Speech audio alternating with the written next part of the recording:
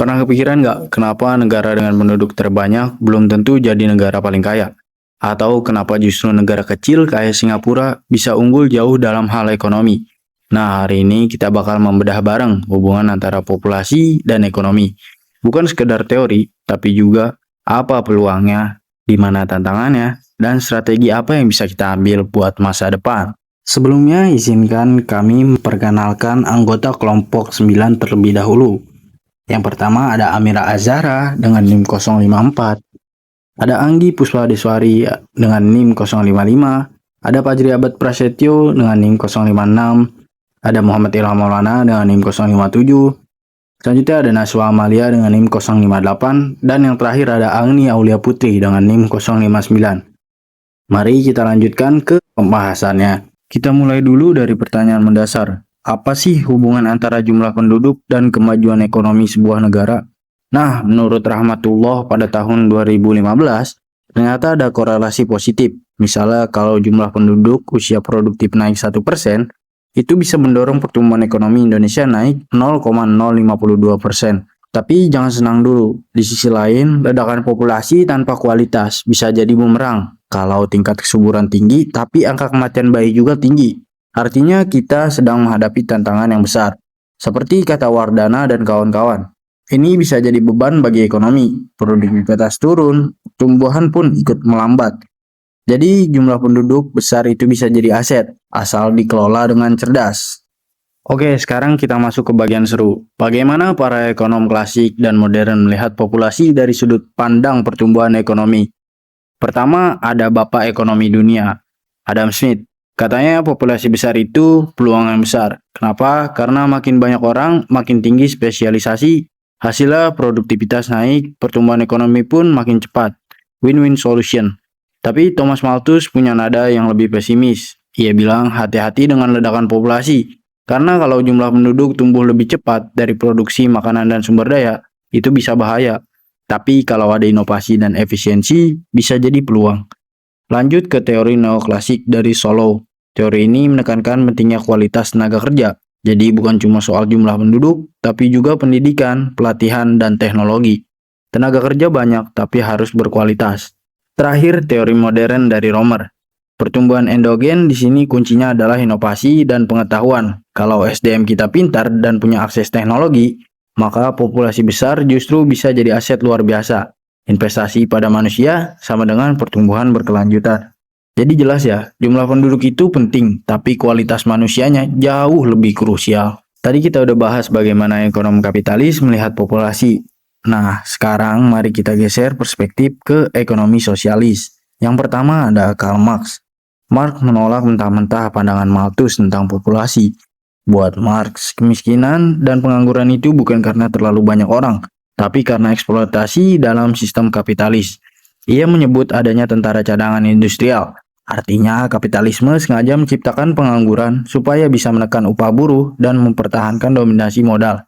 Jadi menurut Marx, pertumbuhan penduduk itu sebenarnya bisa untuk kesejahteraan, asal surplusnya nggak cuma dinikmati kaum kapitalis. Lalu selanjutnya ada dari Michael Todaro, ekonom pembangunan yang lebih modern. Todaro bilang kalau pertumbuhan penduduk cepat, tapi nggak dibarengi penciptaan lapangan kerja dan infrastruktur, itu bisa jadi bencana pembangunan. Urbanisasi meledak, pengangguran naik, kota jadi sesak. Tapi Todaro optimis. Katanya dengan kebijakan pendidikan, kesehatan, dan perencanaan yang tepat, populasi besar justru bisa jadi aset luar biasa buat pembangunan jangka panjang. Jadi dari perspektif sosialis, masalahnya bukan di jumlah penduduknya, tapi siapa yang mengendalikan sumber daya dan bagaimana sistemnya bekerja. Selanjutnya adalah pembahasan terkait tren pertumbuhan penduduk. Apa sih itu dinamika kependudukan? Menurut Lukas pada tahun 1990, dinamika penduduk merujuk pada perubahan struktur, jumlah, dan sebaran penduduk yang terjadi sebagai akibat dari proses demografi, yaitu kelahiran atau fertilitas, kematian atau mortalitas, dan perpindahan atau migrasi. Dinamika penduduk tersebut dapat mempengaruhi pembangunan ekonomi dalam mendorong pertumbuhan ekonomi. Ketika jumlah penduduk semakin besar, maka perlu diikuti dengan kualitas penduduk yang memadai sehingga dapat menjadi modal bagi pertumbuhan ekonomi. Apa saja sih faktor-faktor yang mempengaruhi dinamika kependudukan? Menurut Budi Soeharto pada tahun 2021, ada 3 faktor-faktor yang mempengaruhi dinamika kependudukan. Yang pertama ada fertilitas atau kelahiran. Fertilitas merujuk pada kapasitas reproduksi populasi yang secara kuantitatif direpresentasikan oleh jumlah kelahiran hidup. Selain itu, fertilitas juga dapat diukur melalui metrik jumlah anak per pasangan reproduktif. Yang kedua adalah mortalitas atau kematian. Secara definisional, kematian adalah kejadian biologis di mana seluruh manifestasi kehidupan secara permanen terhenti, yang secara fundamental hanya terjadi setelah adanya kelahiran hidup. Dan yang terakhir adalah migrasi atau perpindahan. Migrasi merupakan fenomena perpindahan populasi dari suatu unit geografis ke unit geografis lainnya, yang dapat bersifat temporer maupun permanen dalam rentan waktu yang signifikan. Hubungan antara migrasi dan urbanisasi terhadap perekonomian. Model migrasi Todaro yang dikenal sebagai Expected Income Model of Rural Urban Migration menegaskan bahwa perpindahan dari satu tempat ke tempat lain merupakan keputusan ekonomi yang rasional karena individu tersebut berharap mendapatkan pekerjaan yang lebih baik serta peningkatan pendapatan di daerah tujuan. Model migrasi ini juga menegaskan bahwa penduduk akan melakukan evaluasi terhadap peluang kerja, ketersediaan lapangan pekerjaan, dan besarnya upah yang diperoleh di daerah asal dan daerah tujuan sebelum memutuskan untuk bermigrasi.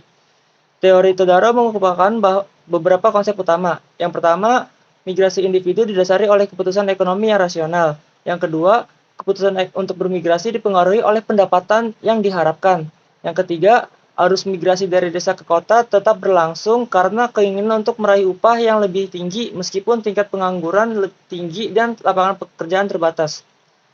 Hubungan antar migrasi dan pembangunan sangat erat, seperti yang dijelaskan oleh Cipto Herianto. Proses pembangunan secara kontinu mempengaruhi jumlah, bentuk, dan arah migrasi penduduk. Di sisi lain, migrasi penduduk juga berperan dalam mempengaruhi dinamika pembangunan, sehingga tidak mengejutkan bila dikatakan bahwa arus migrasi ini akan terus terjadi selama terdapat ketimpangan pembangunan antar wilayah, terutama antar area perkotaan dengan perdesaan. Selanjutnya adalah pembahasan terkait perubahan struktur usia. Bonus demografi diartikan sebagai kondisi di mana jumlah penduduk usia produktif atau penduduk usia kerja lebih besar dibandingkan usia non-produktif. Dengan jumlah penduduk usia produktif yang lebih besar, penyedia tenaga kerja yang dibutuhkan untuk kegiatan produksi menjadi mudah untuk tercukupi. Selain itu, dengan jumlah penduduk usia produktif yang besar, proses permintaan konsumsi juga menjadi besar. Sebab penduduk usia produktif secara umum memiliki konsumsi yang lebih besar dibandingkan kelompok usia lainnya. Ketika bonus demografi usai, jumlah penduduk berusia lanjut atau lansia akan bertambah dan selanjutnya populasi mengalami fase penuaan penduduk. Pada tahun 2040, Indonesia diperkirakan akan memiliki sekitar 50 juta penduduk lanjut usia atau kelompok usia 60 tahun ke atas atau lebih besar atau lebih dari 18% jumlah populasi menurut Badan Pusat Statistik dan Kementerian PPN tahun 2018.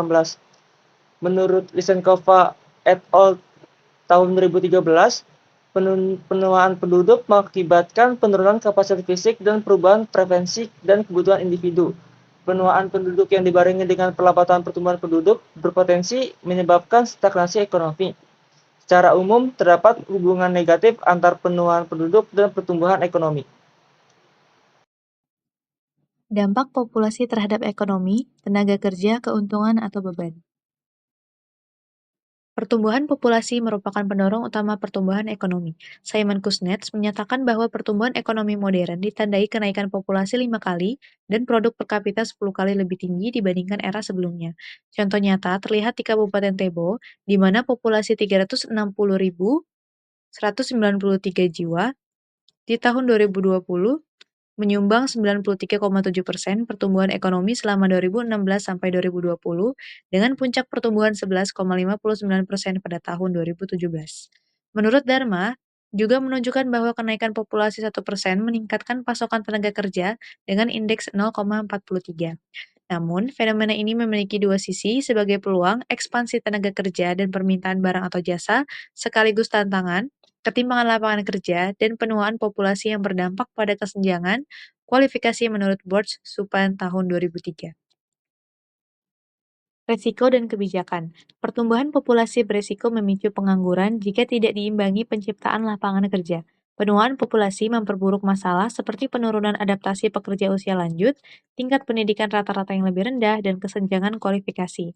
Untuk mengatasi hal ini, kebijakan seperti upah minimum diperlukan untuk melindungi pekerja, meski berpotensi mengurangi daya serap tenaga kerja jika tidak disertai peningkatan produktivitas. Di sisi lain, pengembangan SDM melalui pendidikan dan pelatihan menjadi kunci untuk meningkatkan keterampilan tenaga kerja, mengatasi kesenjangan, dan mendorong inovasi ekonomi. Terdapat strategi untuk memaksimalkan potensi populasi.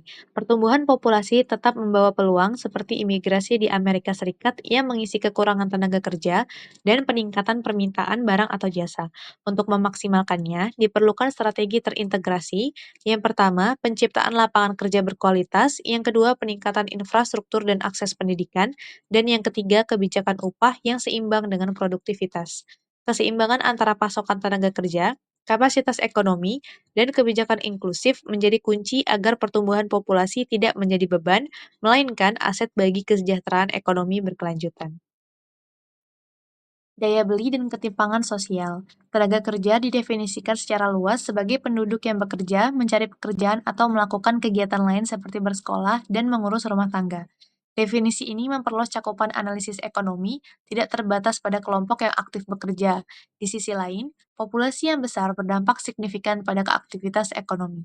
Peningkatan jumlah penduduk merangsang permintaan barang atau jasa, investasi, dan inovasi bisnis. Di negara berkembang, konsumsi bahkan menyumbang sekitar 78% terhadap produk nasional bruto, termasuk pengeluaran pemerintah.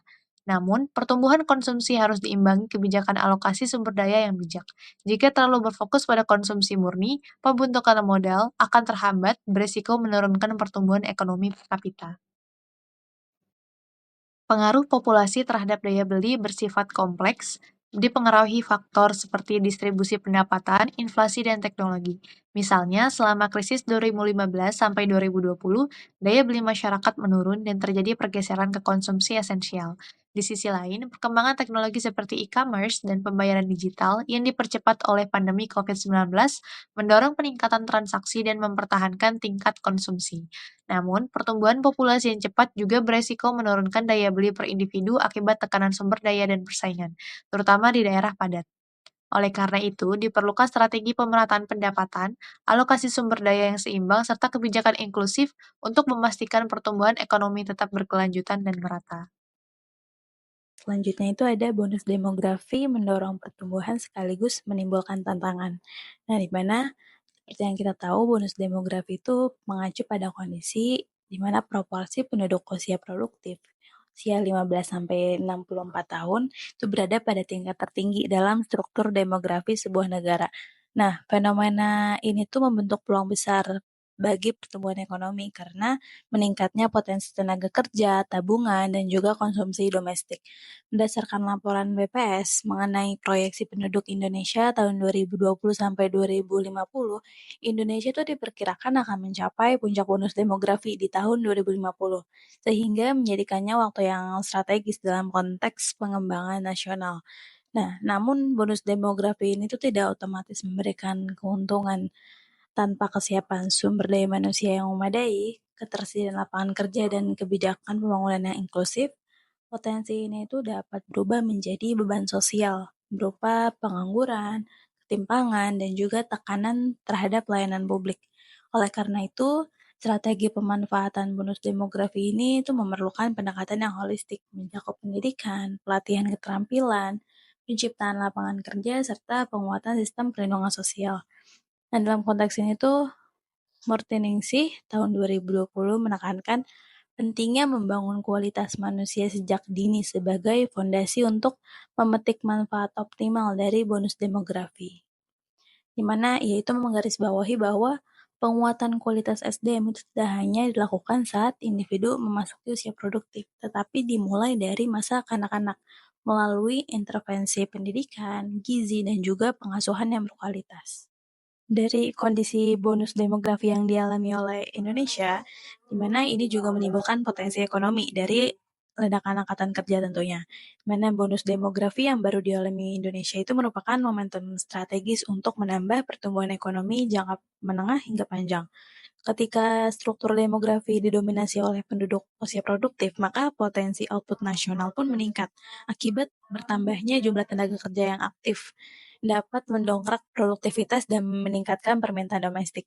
Berdasarkan proyeksi demografi BPS tahun 2023, itu mereka menghitung jumlah penduduk Indonesia pada tahun 2045 diperkirakan sebanyak 324 juta jiwa, yang dimana sebagian besar itu berada dalam usia kerja, dan rasio ketergantungan itu mencapai titik terendah pada tahun 2022.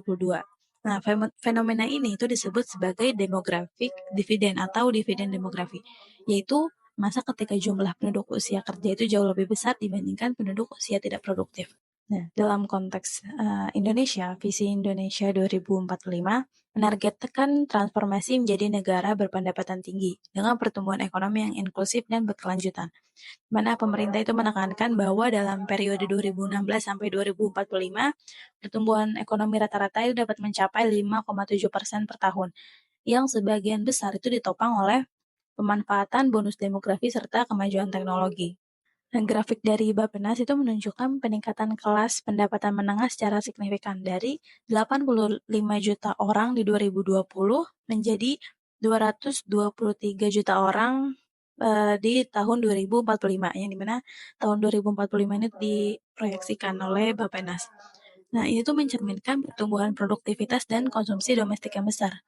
Tapi peluang ekonomi ini juga pastinya harus dilihat dengan kacamata realitas baru pasca pandemi, di mana berdasarkan laporan yang sedang diterbitkan oleh McKinsey Global Institute tahun 2021 mengenai The Future of Work After COVID-19, itu menekankan bahwa transformasi struktural dalam pasar kerja, termasuk digitalisasi, otomatisasi, dan perkembangan ekonomi digital, itu telah memodifikasi tipe keterampilan yang diperlukan di masa depan. Nah, hal itu menjadi sinyal bahwa tenaga kerja melimpah. Tantangan skill mismatch itu juga tetap besar jika tidak diantisipasi sejak dini dan menyiapkan SDM unggul melalui pendidikan. Bonus demografi ini tidak akan optimal apabila penduduk usia produktif itu tidak disertai dengan kualitas pendidikan dan keterampilan yang memadai. Di mana tantangan utama Indonesia dalam hal ini adalah tingginya proporsi angkatan kerja berpendidikan rendah, di mana berdasarkan statistik pendidikan tahun 2023 itu menyebutkan bahwa angkatan kerja dengan pendidikan tertinggi sekolah menengah atau sederajat itu masih mendominasi, yaitu mencapai 30,22% dari total angkatan kerja. Di mana ketimpangan ini itu menciptakan kesenjangan keterampilan yang membatasi produktivitas dan mobilitas. Selanjutnya kualitas pendidikan formal itu juga pastinya terus menjadi perhatian itu, terutama ketika dihadapkan pada hasil asesmen internasional, di mana berdasarkan laporan nasional PISA tahun 2022, rata-rata skor literasi membaca siswa Indonesia itu berada di bawah rata-rata OECD dan menempati peringkat 71 dari 81 negara. Hal ini tuh menunjukkan bahwa pendidikan Indonesia belum secara optimal menumbuhkan kemampuan berpikir kritis dan juga problem solving yang dibutuhkan dalam era ekonomi digital. Berdasarkan kajian oleh Ratnasari dan Nugraheni tahun 2024, peningkatan kualitas pendidikan di Indonesia itu harus diarahkan pada penguatan kompetensi abad ke-21, seperti berpikir kritis, pemecahan masalah, dan kemampuan komunikasi efektif. Dari hasil asesmen internasional tadi itu menunjukkan bahwa kompetensi tersebut masih belum memadai, sehingga sistem pendidikan Indonesia itu perlu dimodernisasi untuk mempersiapkan peserta didik menghadapi tantangan dunia nyata dan perubahan teknologi yang cepat. Fokus ini tuh selaras dengan pentingnya pembelajaran sepanjang hayat dan penguatan keterampilan lintas disiplin di era globalisasi dan digitalisasi. Risiko pengangguran dan ketimpangan sosial. Bonus demografi yang tengah berlangsung di Indonesia itu seperti yang sudah disebutkan berkali-kali itu menyimpan potensi besar bagi pertumbuhan ekonomi. Nah, Potensi ini juga diiringi risiko serius, terutama dalam bentuk peningkatan pengangguran dan ketimpangan sosial. Jika struktur ekonomi tidak mampu menyerap tambahan tenaga kerja secara optimal, pertumbuhan penduduk usia produktif yang tidak diimbangi dengan pertumbuhan lapangan kerja yang berkualitas, itu pastinya akan menciptakan ketidakseimbangan yang berbahaya bagi kestabilan sosial dan ekonomi. Di mana pada pertengahan dekade terakhir, itu tahun 2015, tingkat pengangguran terbuka di Indonesia masih berada pada kisaran 6%, dengan partisipasi angkatan kerja perempuan yang jauh lebih rendah dibandingkan laki-laki. Visi pembangunan jangka panjang itu mencerminkan kekhawatiran atas fakta bahwa banyak individu usia kerja yang belum terintegrasi secara penuh ke dalam kegiatan ekonomi. Proyeksi demografis itu menunjukkan bahwa meski jumlah tenaga kerja terus meningkat, tantangan struktural dalam penyerapan kerja itu tetap menjadi hambatan utama bagi terciptanya pertumbuhan yang inklusif. Dan resiko lain yang muncul bersamaan dengan peningkatan pengangguran itu adalah melemahnya keseimbangan sosial akibat ketimpangan yang persisten. Ketimpangan itu tidak hanya dalam bentuk perbedaan penghasilan, tetapi juga dalam akses terhadap peluang kerja, pendidikan, dan juga mobilitas sosial. Rasio Gini Indonesia dalam 2 dekade terakhir itu menunjukkan kecenderungan berada pada tingkat yang tinggi, dan berbagai stimulasi memperlihatkan bahwa tanpa perbaikan struktural, ketimpangan tersebut akan terus melebar seiring dengan pertumbuhan ekonomi yang tidak merata. Fenomena ini tidak unik terjadi di Indonesia. Pengalaman negara-negara yang lebih dulu mengalami bonus demografi itu menunjukkan bahwa efek positif pertumbuhan populasi usia produktif itu hanya dapat dicapai apabila disertai kesiapan institusional, sistem pendidikan yang memadai, dan juga pasar tenaga kerja yang fleksibel. Dalam kajian klasiknya, Bloom dan kawan-kawan itu menguraikan bahwa transisi demografis baru menghasilkan dividen ekonomi jika penduduk usia kerja terserap secara produktif ke dalam sektor-sektor modern dan bernilai tambah tinggi. Jika tidak, kelebihan tenaga kerja itu justru akan menjadi beban yang menghambat pertumbuhan ekonomi. Dan perlu dicermati juga bahwa urbanisasi itu memperkuat dimensi ketimpangan wilayah. Dengan lebih dari 70% penduduk Indonesia diproyeksikan tinggal di perkotaan pada tahun 2045. Konsentrasi penduduk di kota-kota besar itu dapat memperbesar tekanan terhadap ketersediaan pekerjaan, perumahan, dan juga layanan sosial, terutama bila pertumbuhan ekonomi hanya terkonsentrasi di wilayah tertentu. Ketimpangan spasial ini itu akan menjadi tantangan besar dalam pemerataan hasil pembangunan, terutama antara wilayah barat dan timur Indonesia. Dengan demikian, pengangguran dan ketimpangan sosial itu bukan sekadar risiko sampingan dari bonus demografi, melainkan ancaman nyata apabila perubahan struktur penduduk itu tidak dibarengi oleh kesiapan sosial dan ekonomi. Indonesia itu perlu mengantisipasi agar kelebihan tenaga kerja ini tidak menjadi sumber ketegangan sosial, tetapi justru menjadi penggerak pertumbuhan yang berkeadilan. Selanjutnya, di sini ada teknologi dan inovasi sebagai penggerak ekonomi. Ada 2 faktor utama pendorong pertumbuhan ekonomi. Menurut Solow, pertumbuhan ekonomi jangka panjang lebih banyak dipengaruhi oleh kemajuan teknologi dibandingkan dengan akumulasi modal atau tenaga kerja. Selain itu, inovasi seringkali melahirkan industri baru yang menciptakan permintaan akan tenaga kerja dengan keterampilan baru, seperti dalam revolusi industri 4.0 yang mendorong munculnya profesi seperti data scientist, insinyur kecerdasan buatan, dan analisis keamanan cyber.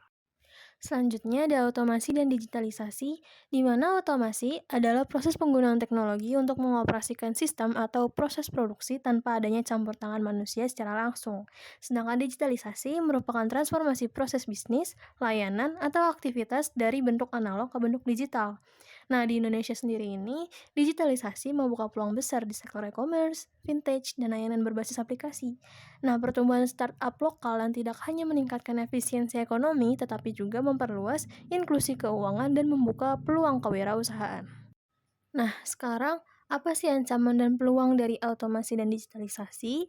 Nah, di sini ada ancaman terhadap otomasi dan digitalisasi ini. Yang pertama, menimbulkan kekhawatiran besar terhadap hilangnya lapangan pekerjaan. Nah, yang kedua, perusahaan teknologi besar lebih mendominasi dan mengancam usaha UMKM. Nah, yang ketiga, ada ketimpangan akses dari teknologi, infrastruktur digital, dan pendidikan. Lalu, untuk peluang terhadap otomasi dan digitalisasi ini, yang pertama, menciptakan jenis pekerjaan baru di sektor teknologi, energi terbarukan, dan perawatan kesehatan. Contohnya, profesi analisis data, pengembangan AI. Lalu yang kedua, ada mendorong permintaan keterampilan baru. Nah, yang ketiga, ada mengubah disrupsi teknologi menjadi keunggulan kompetitif.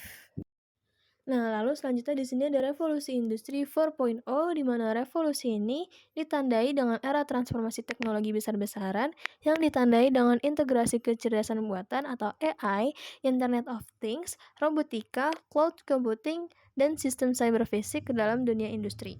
Nah, menurut World Economic Forum tahun 2020, 85 juta pekerjaan diprediksi akan tergantikan oleh otomasi pada tahun 2025.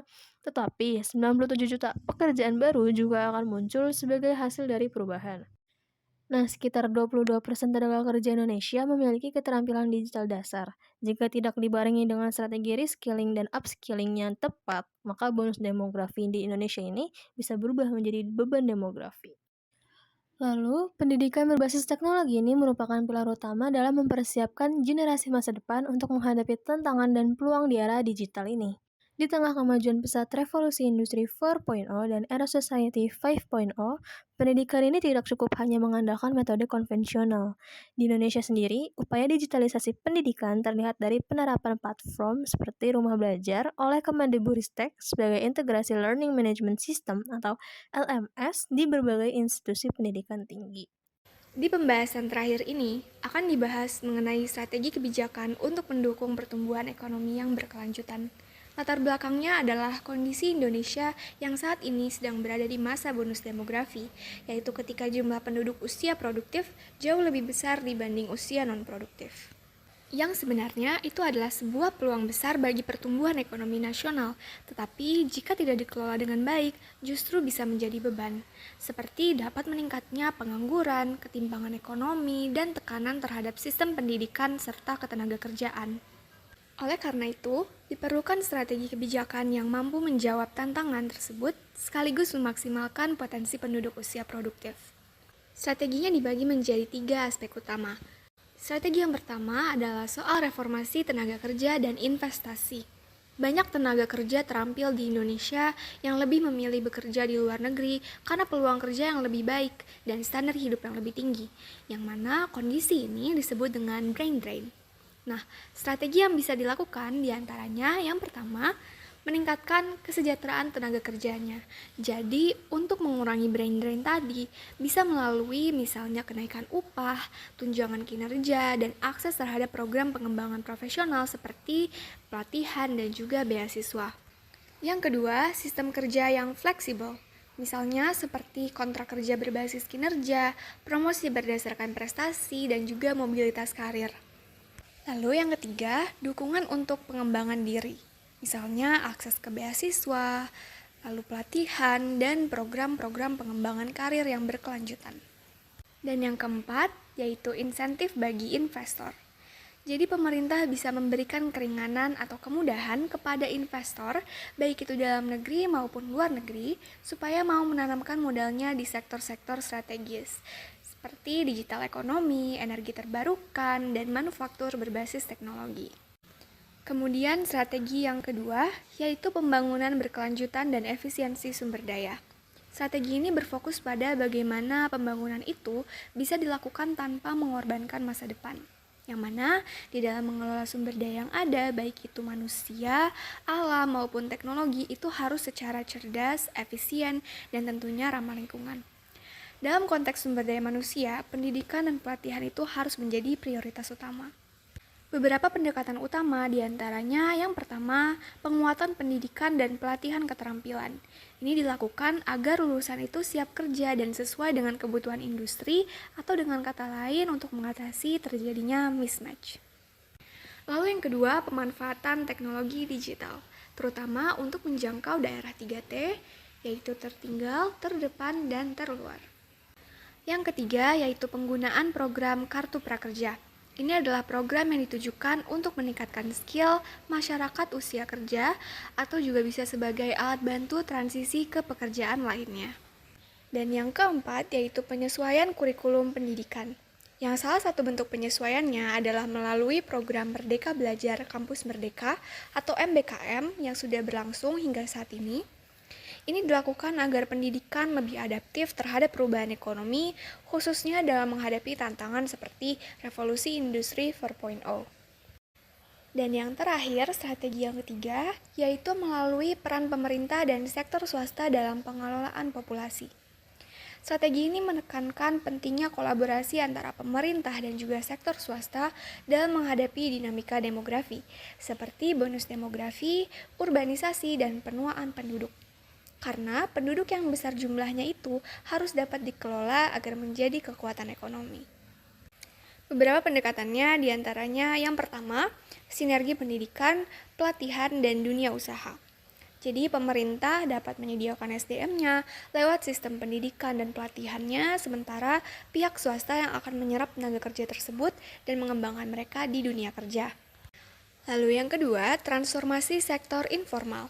Jadi pemerintah dapat membantu mereka yang berada di sektor informal masuk ke dalam sektor formal dengan memberikan legalitas, pelatihan, dan juga akses ke pembiayaan. Yang ketiga yaitu penguatan kebijakan wilayah. Tujuannya adalah untuk mengurangi ketimpangan antar daerah dan juga untuk mencegah terjadinya seperti urbanisasi tanpa perencanaan yang tentunya itu akan memicu pengangguran di kota. Dan yang keempat yaitu antisipasi terhadap aging population dengan membangun kota ramah lansia yang bertujuan untuk mendorong silver economy. Silver economy adalah aktivitas ekonomi yang fokus pada kebutuhan dan partisipasi terhadap lansia. Jadi lansia tidak dilihat lagi sebagai beban, tetapi sebagai bagian dari solusi dan juga peluang ekonomi baru. Oke, masuklah kita ke bagian kesimpulan, di mana populasi memainkan peran penting dan strategis dalam mendorong pembangunan ekonomi. Ketika pertumbuhan penduduk didominasi oleh usia produktif, ini bisa menjadi peluang besar untuk pertumbuhan ekonomi. Tentu saja jika didukung oleh kualitas SDM yang baik, akses pendidikan yang merata, dan kebijakan yang inklusif. Namun tanpa kesiapan struktural yang memadai, potensi ini justru bisa menjadi beban. Oleh karena itu, sinergi antara investasi pada SDM, pemanfaatan teknologi, serta reformasi kebijakan menjadi kunci utama dalam menciptakan pertumbuhan ekonomi yang inklusif dan berkelanjutan. Sekarang semua kembali ke kita.